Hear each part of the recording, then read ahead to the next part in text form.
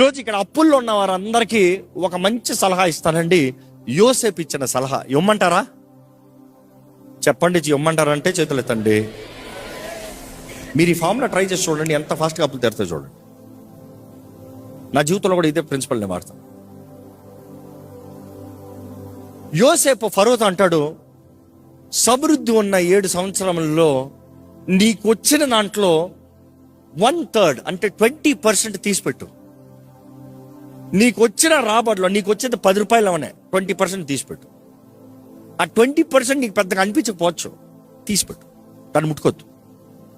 In fact యోసేపు అంటాడు, build బాన్స్, వాటిని భద్రంగా దాచి ఉంచే స్థలము ఎక్కడన్నా అది క్షేమంగా ఉండే స్థలంలో పెట్టు, నీ చేతిలో పెట్టుకోవద్దు, కక్కుర్తి పడతావేమో.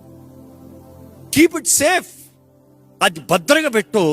కరువు టైం వస్తుంది, అవన్నీ కలిపినప్పుడు అన్ని 7 years of 20% ఎవ్రీ హార్వెస్ట్ నుండి తీసినప్పుడు సమృద్ధి. చూసి ఈరోజు ఫినాన్షియల్ మేనేజ్మెంట్ లేదు చాలా మందికి.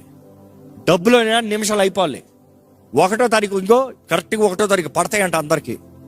5 రోజుల్లో 2 రోజులు అంతా అయిపోయింది, డబ్బులు లేవే. 10వ రోజు నుండి డబ్బులవా అని ఫోన్ చేస్తారంట. నాకు జీపే చేయవే, మళ్ళీ పంపిస్తానే. ఎంతమంది పంపిస్తాను మరలా పంపించారు. అది పరిస్థితులు చాలా మంది.